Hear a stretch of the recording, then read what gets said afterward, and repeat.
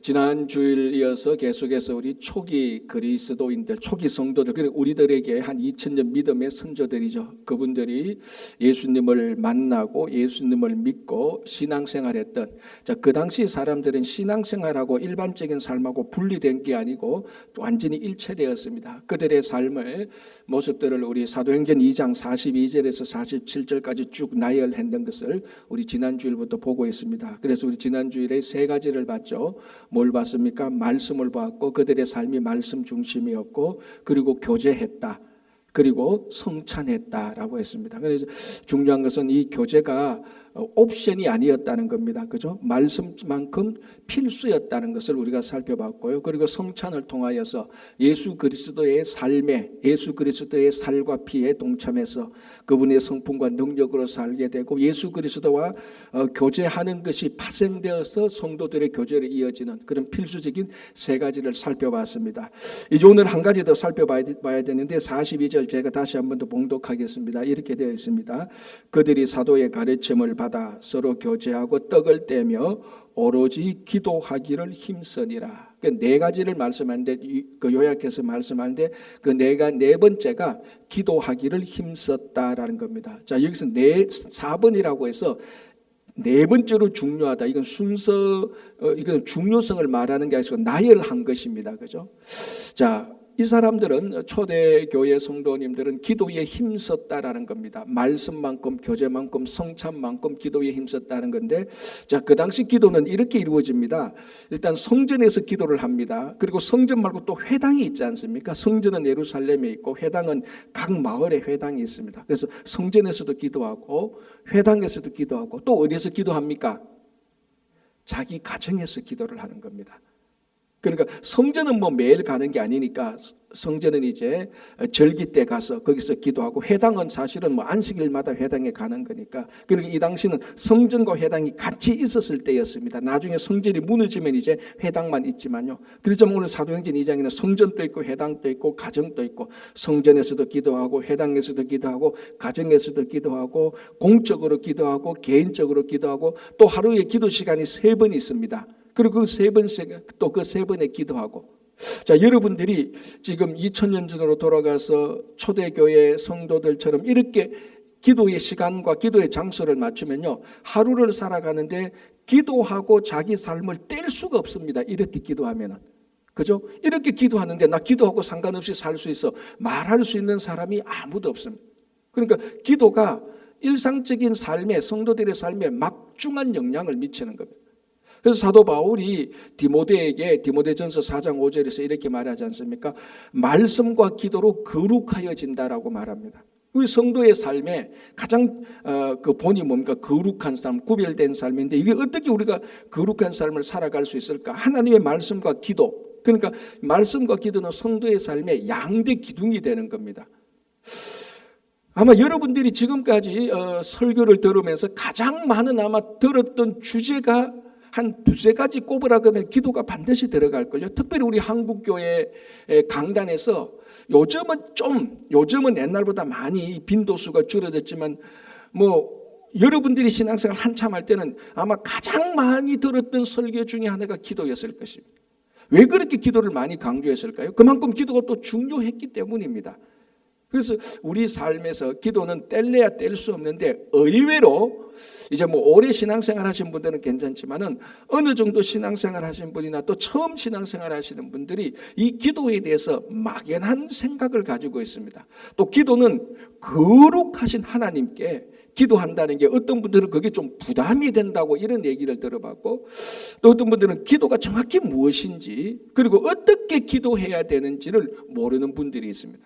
물론 여기서 어떻게 기도해야 된다는 것을 모른다는 것은 대표기도, 공중기도의 의미도 있지만은, 개인으로 어떻게 하나님께 기도해야 되는가, 이렇게 질문을 하는 분들이 있습니다. 간단하게 정리하면요, 이거부터 알아야 됩니다. 기도가 무엇이냐라는 것부터 알면은, 우리가 이렇게 기도해야 되는구나라는 것을 알 수 있다는 겁니다.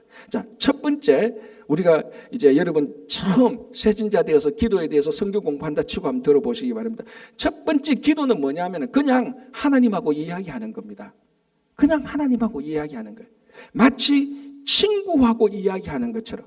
그럼 이렇게 말합니다. 아니, 거룩하시고 존엄하신 하나님께 어떻게 허물 없이 말하는 친구처럼 이야기할 수 있냐는 겁니다. 예, 그게 바로 기도예요. 물론 구약 성경을 보면은 그렇게 기도하는 모습들이 사실은 없어요. 구약 성경에는 거룩하고 존엄하신 온전하신 창조자 하나님께 기도하는 폼은 개인으로 기도하던 대표 기도를 하던 그 폼이 우리말로 하면 굉장히 엄중합니다. 굉장히 무겁습니다. 아마 기도가 무엇인지 어떻게 기도해야 될지 질문하는 분들의 마음속에 이런 하나님과 이런 기도의 관계가 있으니까 그걸 아마 물었을 수도 있을 겁니다. 물론 구약 성경에는 기도가 굉장히 엄중하고 그때는 성전이니까 성전에 들어가서 하는 기도는 무거웠습니다. 자, 그러나 신약에 넘어오면은 예수님께서 하나님께 나가는 길을 확 터놓았습니다. 그래서 예수님께서도 하나님께 기도할 때 하나님을 뭐라고 불렀죠? 아빠, 아버지가 아니고 사실은 우리말로 하면 아빠라고 불렀어요. 물론 같은 사람이지만 여러분 아버지라고 할 때하고 아빠라고 할 때하고는 우리가 다가가는 게 완전히 다릅니다. 자, 아빠라고 하는 거하고 아버지하고 아버님이라고 말하는 거하고 똑같은 분인데 우리가 느끼는 감은 다르죠. 아버님 그러면은 아침에 딱 일어나서 옷 딱 해가지고 아버님 잘 주무셨습니까? 무난하는 겁니다. 이게 굉장히 아버님에게 나가기가 좀 거리낌이 있죠. 좀 거리가 있죠. 아버지 그러면 좀 낫습니다. 아빠 그러면 뭡니까? 누워가지고 아빠 그 TV 그거 털지 말고 애들처럼 과자 달라는 것처럼. 근데 예수님께서 주기도문을 할 때 그리고 예수님께서 평소에 기도할 때 예수님도 하나님께 대해서 아빠라고 불렀습니다. 근데 이게 그 아빠가 우리가 하는 아빠하고 발음이 똑같아요. 발음이 똑같아요. 그건 ABB 아빠인데 우리가 말하는 아빠라고 말하는 거 발음이 똑같습니다. 사실 의미도 같은 거예요. 어떻게 보면. 그래서 여러분 엄마도 똑같잖아요. 여러분 미국에서 태어난 들도 엄마라고 말을 해요. 잘 감이 들어보면 이제 거기서 마미로 바뀌죠. 대부분 이 발음은 비슷한 겁니다. 어쨌든 중요한 것은 처음에 예수님께서 하나님께 나아갈 때도 아빠로 나갔습니다. 여러분 자녀들이 아빠라고 말을 할 때는 아버지를 뭐라고 여깁니까? 친구로 여겨요. 그냥 친구 정도예요. 뭐 아버님이 뭐 무난 인사드리고 그런 거 없어요. 오히려 아빠가 아들한테 와서 무난 인사를 드리죠. 우리 아들 잘 잤냐라고 무난 인사를 드리죠. 그건 아빠 관계, 친구 관계라는 겁니다. 기도가 뭐냐면은 친구한테 얘기하듯이 하나님께 얘기하는 겁니다. 물론 대표 기도를 하고 공중 기도할 때는 폼이 있습니다. 우리가 성경 공부를 하면 제일 먼저 하나님께 찬양을 하고 그리고 뭡니까? 우리의 회개를 하고 하나님께 찬양하고 회개를 하고 그리고 감사드리고 그리고 우리들의 간구함 뭐 이런 순서들이 있는데 개인 기도할 때 친구들한테 여러분 이렇게 합니까? 친구 만나서 얘기할 때 형식을 닦아서 친구요 이렇게 부르고 난 다음에 네 찬양한다. 그리고 야 니한테 이런 게 잘못인데 용서해 주라. 그리고 뭡니까?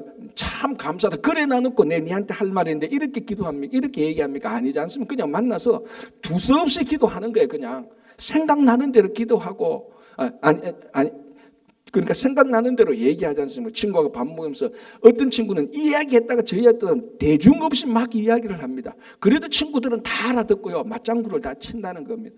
그게 가장 친구하고 이야기하는 겁니다. 기도의 가장 기본은요. 하나님께 기도는 그렇게 하는 겁니다. 사실은.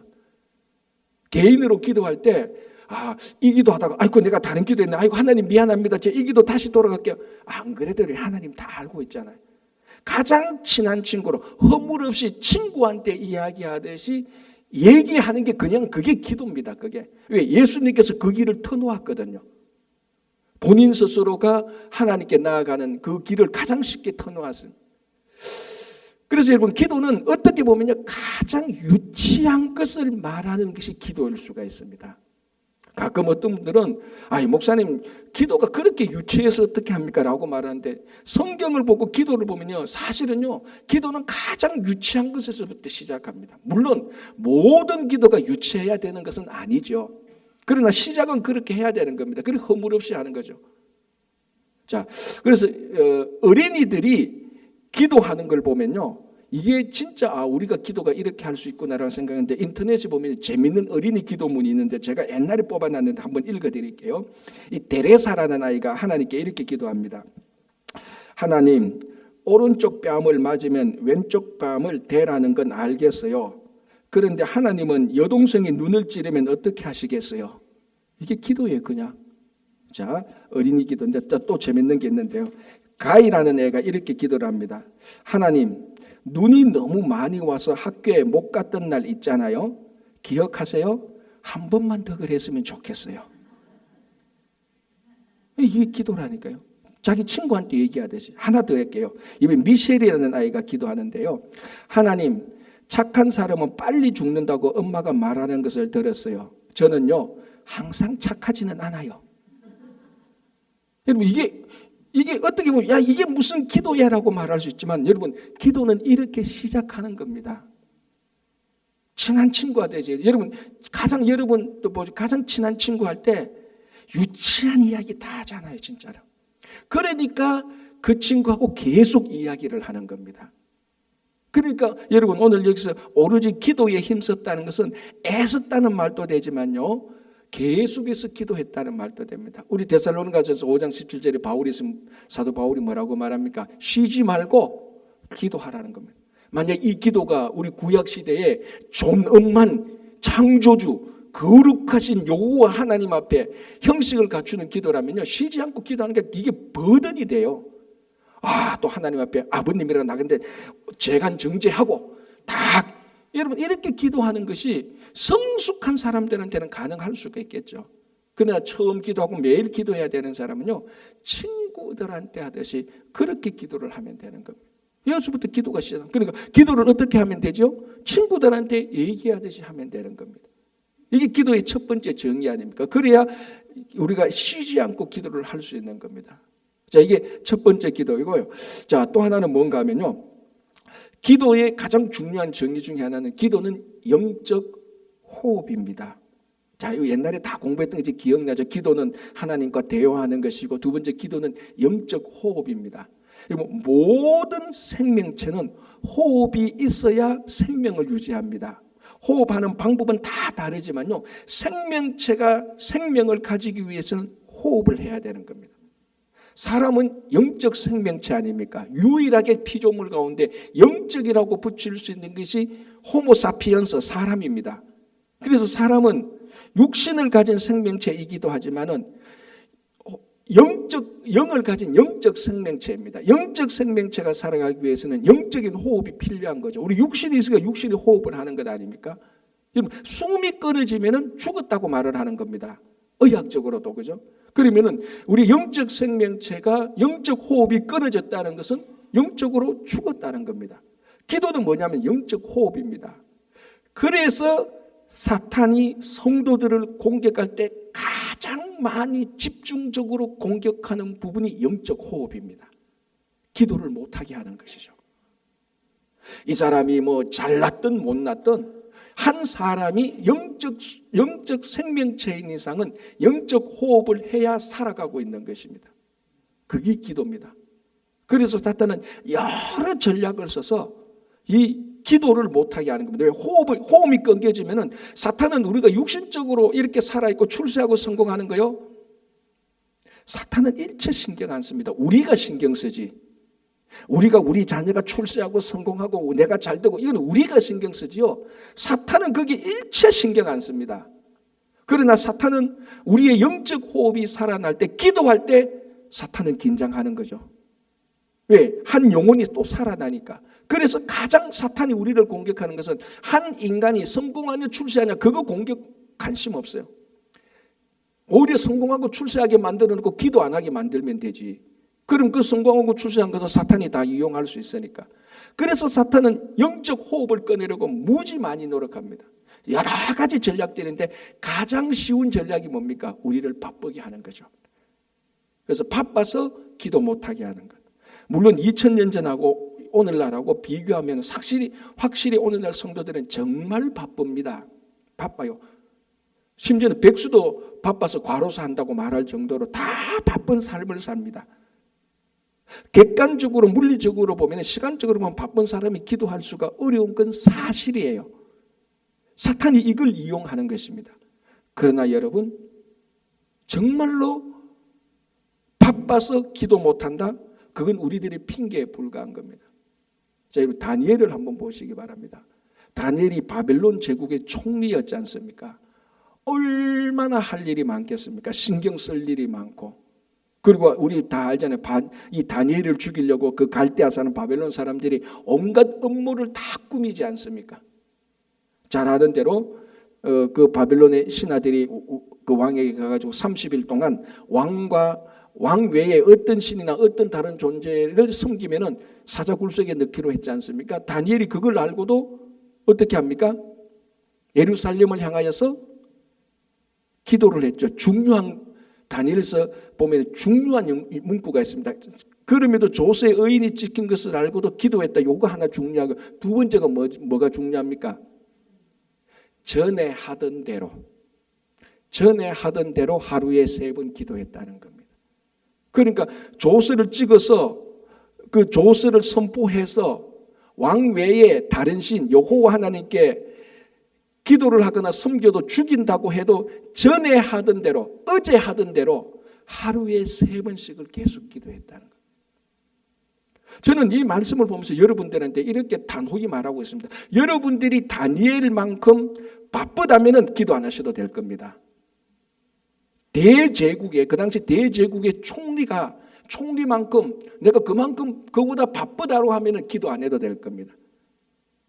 제가 아는 한, 제가 여러분들의 숟가락 집에 몇 개 있는 것까지는 모르겠지만 제가 아는 한 우리 교회 교인 가운데서는 다니엘보다는 바쁜 사람 없습니다. 그 바쁘다면 그거는 이상한 일 한다고 바쁜 것이지 정상적인 삶은 바쁜 게 없습니다. 그렇게 바쁜 다니엘도 하루에 3번을 기도했습니다. 매일 쉬지 않고 기도를 하는 거죠. 마치 오늘 이 상황처럼 미국의 어떤 교회에서 이건 누가 만들어낸 이야기도 하고 아니면 실제 있었던 이야기인지 모르겠는데 어쨌든 하도 교인들이 기도를 하니까 목사님이 이렇게 한번 했다는 겁니다.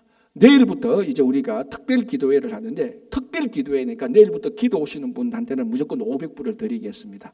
사인업을 하십시오. 전교인이 다 했다는 건 아닙니까? 사인업을 해도 내가 내일 아침에 얼마 가져올까 아닌데 사인업을 전부 다 바쁘다 하면서 기도 안 나오는 사람 500불 준다니까 사인업 다 했다는 거예요. 그리고 또 한 번 목사님이 이렇게 말했다는 겁니다. 만약에 여러분들이 내일 새벽 기도 안 나와서 여러분들의 다리가 부러진다면 내일 새벽 기도 나오겠으면 그러니까 전부 다 나오겠대요. 그렇게 바쁘다는 사람이 무슨 말입니까? 바빠도 500불 앞에 기도할 수 있고 바빠도 다리 하나 부러지면서 기도할 수 있다는 겁니다. 이건 뭘 말하는가 하면 진짜로 바쁘면 500불 줘도 못 나오죠. 그렇죠? 진짜로 바쁘면 500불 줘도 못 나. 진짜로 바쁘면 다리 부러져도 못 나가는 겁니다. 그러니까 내가 바쁘다 하는 것은 기도 앞에서 핑계에 불과한 겁니다. 여러분 다니엘이 기도한 것을 보시고 500불 받기 위해서 사인업을 하는 걸 보십시오. 아무리 바빠도 어떤 사람이라도 기도를 할 수 있도록 자기 시간을 조정할 수 있다는 것을 말해주고 있는 것입니다. 물론 여러분들이 안 바쁘다는 거 아닙니다. 다 바빠요. 그러나 바빠서 기도 못하는 것은 내 삶의 우선순위를 기도에 놓지 않았다는 말이지 사실은 진짜 바빠서 기도를 못한다는 건 아닙니다. 그러니까 아무리 바빠도 기도를 제일 우선순위에 놓으면 되는 겁니다. 제일 우선순위에 놓으면 기도부터 하면 되죠. 하루 24시간 기도부터 하면은 다른 것은 다 그 뒤로 미루면 되는 겁니다. 그래서 바빠서 기도 안 한다? 그거는 우리가 우리 자신에게 속는 겁니다. 사탄이 그걸 노리고 있는 겁니다. 가장 일반적, 특별히 오늘날 가장 일반적이에요. 바빠서 시간이 없어서. 아니죠. 그 교육에 500불이 시간 다 냈다는 겁니다. 기도가 500불짜리도 안 되는 겁니까? 우리가 그만큼 기도의 우선순위를 안 두는 거죠. 기도가 우리 성도들의 삶의 양대 기둥인데 그래서 사탄은 기도가 영혼의 호흡이라는 것을 끊기 위해서 우리를 바쁘게 만들고 바쁘다고 착각하고 만들어서 기도를 안 하게 만드는 거예요. 이게 첫 번째고요. 두 번째 하나만 더 보면은 왜 기도를 애쓰지 못하고 멈추는가 하면요, 이게 실제적인 이유인데요, 기도가 응답이 안 되기 때문에 그렇습니다. 그렇죠, 그죠? 자, 여러분들 지금 한번 생각해 보십시오. 내가 언제부턴가 그 기도를 안 했어. 왜 안 했죠? 응답 안 되니까. 응답 안 되니까라고 생각하고도 안 한 것도 있고, 내가 의식하지 못하는 새, 그거 한 6개월 기도했는데 응답이 안 되네 하면서 자연스럽게 응답을 못 준 기도가 있습니다. 실제로 얘기를 하고 내 자신을 되돌아보면 왜 기도를 멈추었지? 왜 그 기도를 안 하지? 왜 내가 기도 안 하지? 했는데 몇 가지 기도했는데 지금까지도 하나도 이루어지지 않았어. 그러니까 이거는 응답이 안 되니까 내가 기도를 안 해야 되는구나. 그리고 이거는 하나님께서 무시하는구나. 그러면서 기도가 능력이 없네라면서 자연스럽게 기도를 안 한 겁니다. 여러분, 결론적으로 먼저 말하자면 응답받지 않는 기도가 우리를 파괴한 적은 한 번도 없습니다. 응답받지 않는 기도가 오히려 우리를 살리습니다. 자, 예를 들어서 모세를 볼까요? 그 다베라는 곳에서 또 이스라엘 백성들이 투덜댔습니다. 애굽에 있을 때는 우리가 고기를 먹었는데 말이죠, 여기 나오니까 만나 같은 거밖에 안 준다고, 이 식물 같은 거밖에 안 줘, 단백질 모자란다고 다시 애굽으로 돌아가지고 막 투덜투덜댔습니다. 모세가 이제 그 이스라엘 백성들의 원망이 지치고 너무너무 힘들어가지고 하나님께 모세가 이렇게 기도를 합니다. 이게 민수기 11장 15절인데요. 이게 모세의 진심 기도입니다. 막 화가 나서 기도한 게 아니라 진심으로 모세가 이렇게 기도를 합니다. 주께서 내게 이같이 행하실진대 구하옵나니 내게 은혜를 베푸사, 뭐가 나오죠? 그 다음에 내게 은혜를 베푸사 즉시 나를 죽여 내가 고난 당함을 내가 보지 않게 하옵소서라고 말했어요. 모세가 뭐라고 기도했죠? 하나님 나를 죽이라고 기도했습니다. 이거 하나님께서 응답했습니까? 응답 안 한 거예요. 이때 모세는 진심이었습니다. 너무 힘드니까 여기서 내가 하나님 손에 그냥 죽어서 하늘나라 갔으면 좋겠다. 이 기도가 응답되면 안 되잖아요. 응답 안 된 기도가 모세를 살렸다니까요. 자, 엘리야도 그렇지 않습니까? 우리 엘리야 너무 잘 알지 않습니까? 갈멜산에서 바알 선지자 450명과 영적 대결에서 이기고 난 다음에 그 다음에 영적 우울증에 확 빠져버리는 겁니다. 빠지면과 동시에 뭡니까? 이 아합의 아내 이세벨이 온 군사를 불려서 엘리야를 잡아 죽이라고 말하니까 영적 우울증에 빠진다가 도망가는 데다가 너무 힘든 겁니다. 그래서 열왕기상 19장 4절에서 이렇게 말하죠. 자기 자신은 광야로 들어가 하루 길쯤 가서 한 로뎀 나무의 아래에 앉아서 자기가 죽기를 원하며 이르되 여호와여 넉넉하오니, 여호와 이제 다 됐습니다는 거죠. 지금 내 생명을 거두시옵소서. 나는 내 조상들보다 낫지 못하나이다. 완전 우울증에 빠지고 패배의식에 빠졌습니다. 내가 우리 조상보다 나은 게 하나도 없습니다. 진심으로 구하오느니 내 목숨을 거두소서라고 말합니다. 여러분, 이 기도 하나님께서 응답했습니까? 하나님께서는 모세의 기도를 듣고 무시한 것처럼 엘리야의 이 기도를 듣고 하나님께서 무시해버렸습니다. 응답하지 않았습니다. 그러니까 보십시오. 이 응답하지 않은 기도가 모세를 살리고 엘리야를 살리는 겁니다. 아까 말씀드린 것처럼 여러분, 우리가 드렸던 어떤 기도 가운데서 지금까지 응답 안 한 기도가, 하나님께서 무시한 기도가, 우리가 기도했는데 하나님 무시했네? 기분은 나빴을 수도 있겠지만 하나님께서 무시하고 내가 한 기도가 응답되지 않은 기도가 내게 손해된 거 하나도 없습니다. 오히려 그게 영적 유익이 있었죠. 여러분, 그 인도의 영적 어머니라고 불리는 에이미 카마이카라는 여인이 있습니다. 영국 사람인데요. 이 사람이 인도에서 56년간 쉬지 않고 선교를 했습니다. 특별히 무슨 선교했냐면 힌두교 사원에 가면은 어린 아이들을 창기 비슷하게 이렇게 착취하는 그런 사원들이 있고 그런 사람들이 있습니다.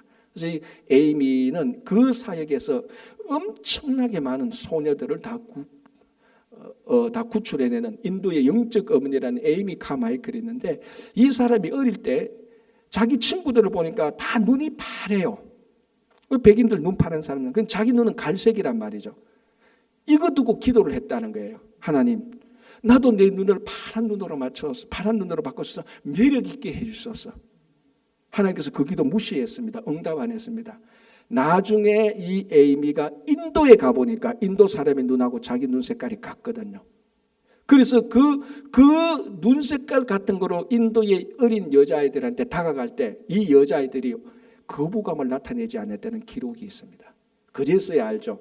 하나님 왜 눈 색깔을 파랗게 만들어달라는 것을 왜 거절했는지, 왜 무시했는지, 하나님께서 무시한 거절한 그 기도가 지금 내가 살아가는데 가장 큰 유익이 되는 겁니다라는 것입니다. 그래서 사탄은 우리를 속이는 겁니다. 너 기도해봤자 응답 안 되잖아. 그거 왜 기도하느냐고. 논리적으로 다 맞습니다. 너 바쁘잖아. 바쁜데 뭘 기도하냐고. 피곤하잖아. 뭘 기도하냐고. 다 맞습니다. 두 번째 기도는 더 실질적이죠. 기도해봤자 응답 안 하는데 그거 왜 기도합니까? 그러나 우리가 실제로 기도를 하고 응답 안 한 기도를 보니까 이게 전부 다 내게 유익이라는 것을, 내가 기도하고 응답받지 않았을 때 이게 내게 유익이라는 것을 알게 되는 겁니다. 그러니까 여러분, 무시당한 하나님께서 거절한 기도가 이게 얼마나 큰 기도, 얼마나 큰 은혜인가를 알게 하기 위해서 응답받지 않는 기도를 해야 되는 겁니다. 물론 이거 응답 안 할 거야라고 딱 전자 놓고 기도하는 건 아니죠. 그래서 쉬지 않고 무슨 기도를 하는 겁니다. 그리고 응답받으면 당연히 기도하는 것 아닙니까?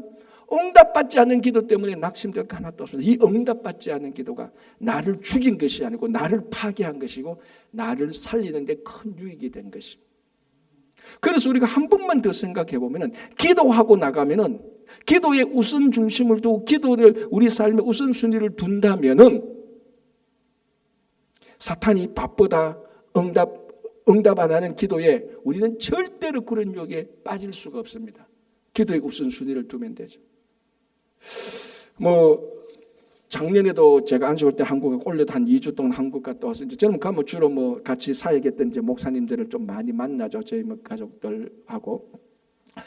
여러분 다 아실 겁니다. 한국에 지금 교회가 얼마나 삐까뻔쩍합니까? 제가 그걸 비난하려는 생각은 전혀 없습니다. 또 형편이 되면 교회들 잘 지어야 될 필요가 있죠, 당연히. 이제 교회마다 가면은 커피숍이 굉장히 많죠. 그죠? 그런 여러분들 다 아실 겁니다.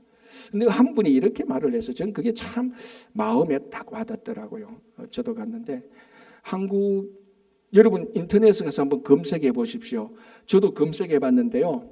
제가 청년 때에 부목사 시절에 기도하러 올라갔던 기도원이 많이 사라졌습니다. 없어요, 그 기도원이. 진짜 저도 처음에 신대원 들어갈 때 일주일 금식할 때 올라갔던 그 기도원의 그 자리가 이제 없어요. 왜 없을까요? 기도 안 하니까 없죠. 기도 안 하니까 없죠. 전국의 기도원들이 엄청 많이 없어졌습니다. 왜 없어졌냐? 기도하는 사람이 없으니까. 그러나 그때하고 지금하고 엄청나게 교회 커피숍이 생겼습니다. 참나 맞아. 이게 지금 한국 교회 현실입니다. 물론 그럼에도 불구하고 구석구석 기도하는 분들이 많아요. 그거 압니다. 그분들 때문에 지금 한국 교회가 있는 것 저 인정해요. 그러나 흐름이 기도원으로 가는 게 아니고 커피숍으로 다 간다니까요. 오늘 우리가 이런 시점에서 경종을 울려야 되는 겁니다. 왜 이렇게 됩니까? 사탄이 바쁘지 않냐? 너 응답하는데 기도해도 되냐? 거기에 많이 넘어가기 때문에 그렇습니다. 여전히 우리는 진짜로 바쁘다 할지라도 기도해야 되고 여전히 응답 안 한다 할지라도 그 응답받지 않는 기도가 은혜인 것을 알기 위해서라도 우리는 기도를 해야 되는 겁니다. 그래서 오늘 이 본문을 보십시오. 42절에 유일하게 기도하기를 앞에 무슨 단어가 붙었습니까? 오로지라는 말이 붙었습니다. 다른 말보다 더 기도에 힘썼다는 뉘앙스가 되겠죠. 오늘날 우리가 이 시대에 그게 한국교회의 문제가 아니고 우리의 문제 아닙니까? 자, 여러분 딱 깨놓고 말해서 지난 주간에 기도했던 시간하고 여러분들이 다른 사람하고 이야기하고 놀았던 시간 한번 데이터 뽑아서 한번 비교해 보십시오. 얼굴이 화끈화끈거릴 거죠. 기도 시간은 어쩌면 한 식사 기도 외에는 없었을 수도 있을 겁니다. 또 식사 기도들 제대로 합니까? 하나님 땡큐하고 밥 먹는 거 아닙니까? 이렇게 가면요 우리 영적 호흡은 다 끊어집니다. 그럼 영적 생물체가 영적으로 죽게 되는 거죠. 다 다시 기도의 자리로 돌아와야 됩니다. 그게 가정에서 기도를 하든 새벽에서 기도를 하든 개인으로 기도를 하든 어떤 기도 자리든지 기도 자리를 다시 찾아가서 영적 생명체가 다시 살아야 되는 겁니다. 그래서 주님 오실 때까지 기도하는 것을 멈추어서는 안 되는 겁니다. 그렇죠? 자, 이제 그 다음 보겠습니다. 43절로 넘어갑니다. 사람마다 두려워하는데 사도들로 말미암아 기사와 표적이 많이 나타나니 되어 있습니다. 기사와 표적이 많이 나타난다. 이거는 이제 사도행전 3장부터 사도들의 기사와 표적이 나타나는 것을 계속해서 증거했습니다. 가장 첫 번째 나온 것이 이제 다음에 보겠는데요.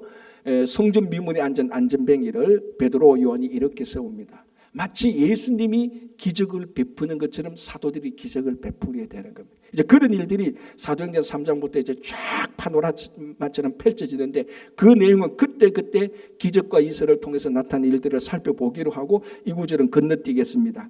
자, 44절 45절 보겠습니다. 이렇게 되어 있습니다. 믿는 사람이 다 함께 있어 모든 물건을 서로 통용하고 또 재산과 소유를 팔아 각 사람의 필요를 따라 나누어 주며라고 되어 있습니다. 자, 이거 한마디로 말하면 44절, 45절을 한마디로 말하면 뭡니까? 나눔이죠, 나눔. 자기의 재산을 다른 사람과 나누게 된 것입니다. 이 부분이 사도행전 4장 32절에 한 번 더 반복되는데요. 제가 더 봉독해 드릴게요.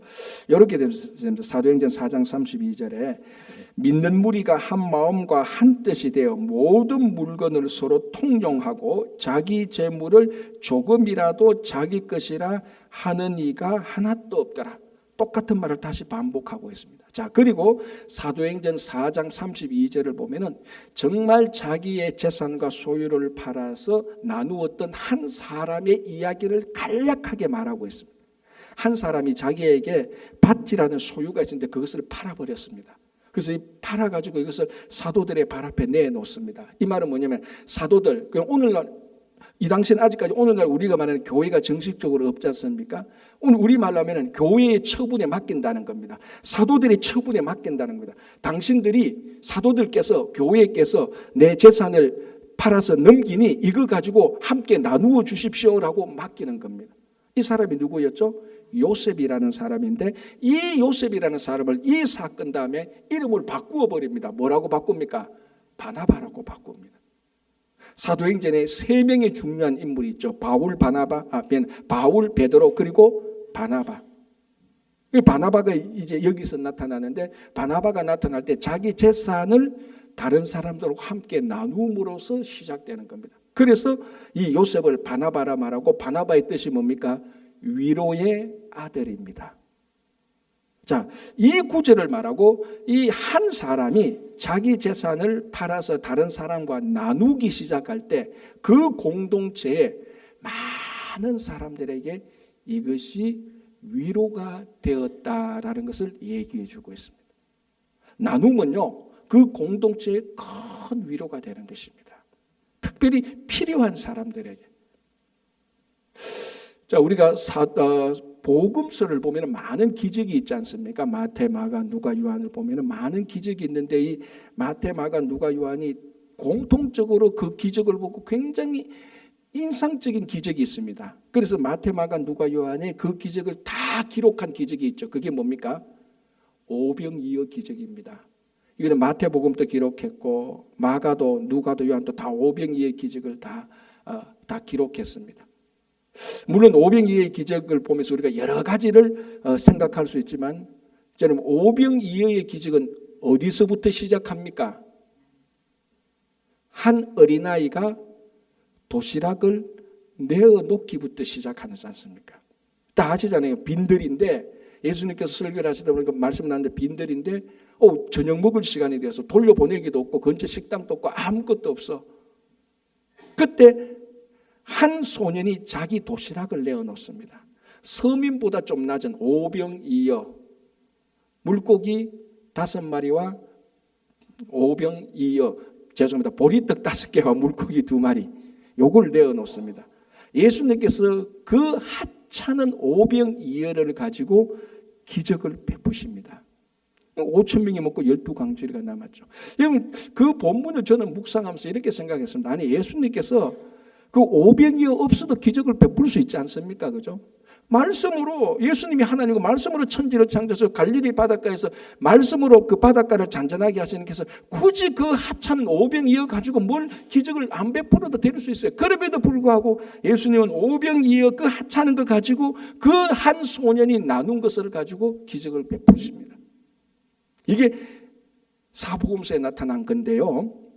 신학교 다닐 때 자유주의 비평가들 이라는 사람, 이 사람들이 이제 성경에 나타난 초자연적인 기적을 안 믿는 사람들입니다. 마치 좀 어떻게 보면 사두개인과 같은 신학을 가지고 있는 사람들입니다. 이 사람 철저히 이성적으로 보는 거예요. 성경의 초자연적인 기적, 이런 게 있어 그 기적을 전부 다 인간적으로 해석을 하는 사람들입니다. 그 사람들이 오병이어 기적을 어떻게 해석하는 줄 아십니까? 되게 재밌습니다. 야, 여기서 뭐 예수님께서 그거 가지고 떡을 떼니까 5천 명이 먹었어. 그거 아니야. 그럼 어떻게 그 일이 일어났냐? 이렇게 해석합니다. 한 어린 소년이 오병이어를 내어놓으니까 옆에 있던 사람들이 감명을 받았다는 거죠. 그래서 자기 것을 다 내어놓았다는 겁니다. 그래서 그 있는 사람이 다 먹고 자기 것을 다 내어보니까 많이 가져온 사람들은 다 내어보니까 먹고 남았다라고 말을 합니다. 물론 이것은 성경을 그대로 믿는 사람들의 해석은 아닙니다.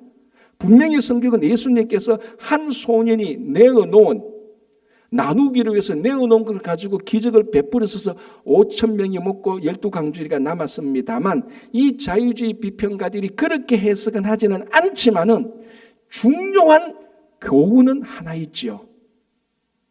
자, 그 사람들이 주석이 맞다는 거 아닙니다. 그러나 하나의 이야기를 들을 때 제가 교훈은 있다는 뭡니까? 나눔이라는 것은 한 사람이 내어놓을 때부터 기적이 일어나기 시작한다는 것입니다. 그러니까 한 사람이 나누니까 옆에 사람도 같이 나눌 수 있다는 겁니다. 이것은 굉장히 중요한 의미가 있는 것입니다. 무슨 말인가 하면 나눔이라는 것은 나의 것을 내어놓고 이것을 함께 나눈다는 것은 기적을 만들어내기도 하고 많은 사람들에게 위로를 주기도 하는 것입니다. 그래서 오늘 이 사도행전의 2장에서 모든 물건을 서로 통용하고 자기 것을 내어놓기 시작하는 것들을 우리가 볼 수 있는 것입니다. 그죠? 예. 자, 그래서 우리가 이런 나눔을 통하여서 공동체가 위로를 받고 사람들에게 기적을 베푸는데 이것이 초대교회 때에 다른 종교하고 기독교가 가장 구별되는 한 가지 특징이 되었습니다. 제가 전번에 좀 비슷한 얘기를 했는데요. 우리 4세기 때 가면은 로마 황제 가운데 율리아누스라는 황제가 있습니다. 이 사람은 누군가 하면 콘스탄티누스 황제의 조카입니다. 콘스탄티누스 황제가 어떤 사람이죠? 기독교를 공인한 황제입니다. 그죠? 기독교를 공인한 콘스탄티누스 황제가 죽고 난 다음에 그 아들이 왕위를 이어받습니다. 그리고 그 아들이 왕위를 이어 황제가 되고 난 다음에 자기 친척들을 다 죽이기 시작합니다. 원래 그렇지 않습니까? 왕위를 온전히 그 황제 자리를 유지하기 위해서 다 죽이는데 율리아누스의 가족들을 다 죽이는데 율리아누스를 못 죽였습니다. 그래서 나중에 이 율리아누스가 황제가 되는 겁니다. 그런데 이 율리아누스가 콘스탄티누스 황제가 크리스찬이고 그 아들도 크리스찬이었습니다. 크리스찬이 자기 가족을 죽이는 데 대한 트라우마가 있는 거죠. 그래서 기독교에 대한 배신감이 생기고 배교하기 시작합니다. 물론 본인 스스로도 로마 종교에 대해서 호감이 있었던 것은 사실입니다. 그래서 이 사람이 율리아누스가 황제가 되고 난 다음에 그래서 우리가 교회사를 보면은 이 율리아누스의 별명이 배교자입니다. 왜냐하면 콘스탄티누스가 기독교를 공인할 때 이제 로마 사람들이 크리스찬이 많이 생겼고 자기도 겉으로는 크리스찬 행세를 했었더랬습니다. 그런데 그런 일을 겪고 난 다음에 자기가 황제가 되고 난 다음에 공식적으로 자기는 기독교를 배교하고 로마 종교를 부활하기 위해서 애를 씁니다. 우리가 믿고 있는 우리가 아는 이 로마 종교가 저 기독교, 저 야만인의 종교보다 훨씬 더 위대함을 자기는 증명하려고 했습니다. 그래서 어떻게 하느냐? 막 정부에서 지원을 해서 사제들을 모아가지고 로마 종교의 그 신들을 막 숭상하고 예배 의식을 세련되게 만들고, 우리말로 하면 뭐 우리식으로 하면 예배 의식의 찬양도 새롭게 막 아주 세련되게 만들고 이렇게 하죠. 신전도 그 로마 신들의 신전도 막, 그러니까 우리 말하면 성전을 막 세련되게 높이 세워놓고 이교도들에게 막 교육을 시킵니다. 왜? 기독교를 이기기 위해서. 그래서 다 이겼습니다. 신전도 더 좋고 예배의식도 더 세련되었고 교육도 더 잘 됐고, 하나를 못 이겼습니다. 뭔가 하면은, 그런데도 저 기독교인들은 여전히 자기가 기쁘게 즐겁게 살면서 가난한 자와 나그네와 고아를 환대하는 것이었습니다. 자기들의 재산을 나누어서 가난한 자를 주고 연약한 자를 돌보기도 하고, 요거를 율리아누스가 딱 보니까 다른 건 다 이긴데 요 부분이 기독교가 더 뛰어나거든요. 그래서 안 되겠다, 이 부분도 이겨야 되겠다 싶어서 유명한 그 로마 종교의 대사제를 불러서 명령을 내립니다. 앞으로 모든 각 커뮤니티마다 저 기독교인이 하는 것처럼 구제 사역을 하라. 대신 로마 정부에서 모든 물품을 다 제공하겠다는 겁니다. 그래서 각 사제들이 가서 우리말로 하면은 커뮤니티 센터를 만들고, 약하고 연약한 뭐 홈리스를 해서 말하면 그러니까 어떤 센터를 만들고 물품을 나누어 주기 시작합니다. 그런데 이게 작동이 제대로 안 돼요. 로마 정부에서 물품을 주는데도 우리만 중간에 세기도 하고, 실제로 보니까 로마의 백성들은 별로 혜택이 없어요.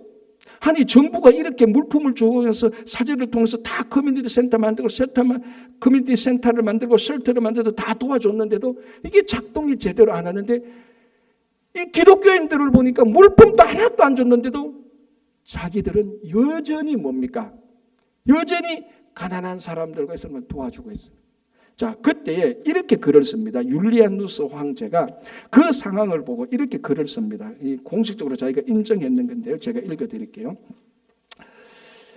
유대인은 아무도 구걸할 필요가 없고, 자, 유대인 말이죠. 유대인들은 구제가 자기들의 의무니까 구걸할 필요가 없고, 자, 이제부터가 중요합니다.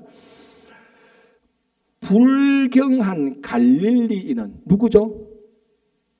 크리스찬들이죠. 불경한 갈릴리인. 그러니까 이 황제는 기독교를 막 미워하는 마음이 있으니까 그 사람을 불결하게 보니까, 불경한 갈릴리인은 자기네 가난한 사람들뿐만 아니라 우리 중에 있는 가난한 사람들까지 돕는데, 우리 백성은 누구죠? 우리 백성은 로마인들이죠. 우리 백성은 우리에게서 도움을 받지 못하는 형편이니 얼마나 부끄러운지 모른다. 율리아누스 황제가 이렇게 고백했습니다. 대사제와 사제들과 커뮤니티 센터는 정부에서 구제하라고 물품을 도와줘서 구제하는데 구제가 안 되는 거예요. 그런데 불경한 갈릴리 크리스찬들은 자기들도 어렵고 힘든데도 어떻게 합니까? 크리스찬뿐만 아니라 로마 사람들이 어려워도 도와준다는 겁니다. 이 납득이 안 되는 거예요. 왜 그렇지? 저 사람들은 물품도 많지도 않는데. 그 결론은 어디에 도달하는가 하면 예수 그리스도에게 도달합니다. 왜?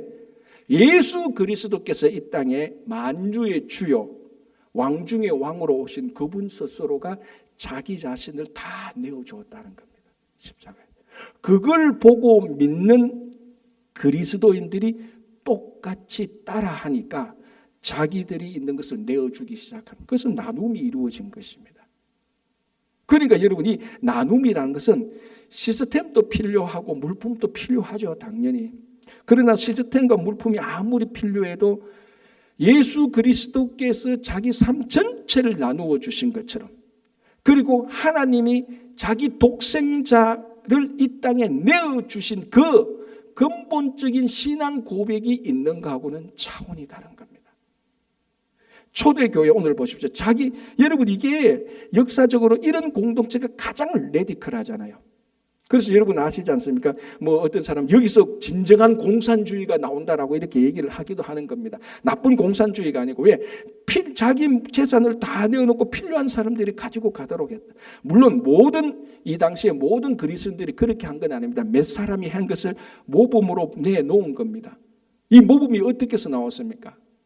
로마 정부로부터 미국 정부로부터 받아서 이 받은 거 나누어 주는 겁니까? 그렇지 않습니다. 예수 그리스도께서 자기 삶을 다 내어주신 것처럼 거기에 신앙 고백을 하면서 나도 누구든지 가리지 않고 이렇게 내어주고 그래서 일어나서 그 율리아누스 황제가 결국은 자기는 수고하고 수고해서 이기려고 했지만 실패하게 되는 것입니다. 못 이겼습니다. 고백하게 되는 것입니다. 이게 바로 오늘 본문에서 말하고 있는 진정한 내어줌과 나눔입니다. 여러분 이렇게 이 삶을 통하여서 초기 교회 그리스도인들이 계속해서 부흥하고 정말 우리가 말하는 세상의 빛과 소금이 되는데 사탄이 또 이걸 가만히 있습니까? 사탄이 이 나눔을 방해하는데 가장 크게 사용하는 도구가 뭡니까? 그게 바로 탐욕이죠. 어떤 사람도 자기 속에 탐욕이 있다면 자기 것을 내어놓지 못합니다. 우리가 마침 어제 새벽기도 아랫게 새벽기도 받는 것처럼 가장 대표적인 경우가 누굽니까? 아간이었죠. 아간의 그 탐욕 하나가 이스라엘 백성 전체를 전쟁에서 패배한 것이고 그 아간의 탐욕이 어디에서 왔습니까? 하와에서 온 겁니다. 하와가 선악과를 보니까 지혜롭게 할 만큼 복종할 만큼 탐스러운 죄를 그 탐스러운 탐욕을 가지고 또 선악과를 따먹혀서 많은 사람들에게 모든 사람들이 다 죄인이 되게 한 것입니다. 탐욕은 그러니까 나눔은 공동체를 살리고 나눔은 공동체에게 위로를 주는데 탐욕은 항상 파괴로 몰고 가는 것입니다. 그래서 사탄은 기도를 바쁘게 해서 기도를 응답받지 않게 해서 방해하는 것처럼 성도들의 베품과 나눔을 성도들의 마음속에 탐욕을 주어서 방해하게 하는 것입니다. 우리는 이 실체를 알아야 되고 우리의 탐욕이 올 때마다 우리는 예수 그리스도의 십자가를 보면서 그분께서 우리를 위해서 내어주신 것을 우리는 본받고 나아갈 때 다시 한번 우리가 초대교회, 초기교회 그리스도인들의 삶의 모습을 따라가게 되고 다시 한번 어떤 황제가 와서 기독교보다 더 좋은 것을 증명하려고 해도 우리들의 삶의 나눔과 삶의 나눔과 베품을 통하여서 이 세상이 교회와 성도들을 보고 하나님께 영광 돌리는 삶을 살아가기를 바랍니다. 기도하겠습니다. 하나님 아버지 감사합니다. 사실 바쁜 것은 사실이지만 바빠서 기도 못하는 것이 변명이었고 응답받지 못한 기도 때문에 기도를 멈추는 것이 아니라 응답받지 못한 그것이 바로 가장 큰 은혜였다는 것을 알게 기도의 자리로 나아가게 하여 주시옵소서. 주님, 하나님께서 우리를 사랑하셔서 독생자를 내어주시고 이 땅에 독생자로 오신 예수 그리스도 만유의 주요 왕으로 오신 예수 그리스도께서 우리를 위하여서 내어주셨는데 주님, 우리도 우리 삶을 통하여서 내어주고 나눔을 실천하는 교회와 성도들이 될 수 있도록 인도해 주시옵소서. 이 나눔이 우리를 서로 위로하고 이 나눔이 계속해서 나눔을 이어가고 이 나눔이 또한 계속해서 이 공동체를 살리는 것을 기억하며 우리 속에 있는 탐욕이 들어올 때마다 십자가에서 나아가서 우리를 내어주신 주님에게 온전히 매달리며 탐욕을 제거하고 베품의 삶이 이어지도록 인도하여 주시옵소서. 예수님의 이름으로 기도하옵나이다. 아멘.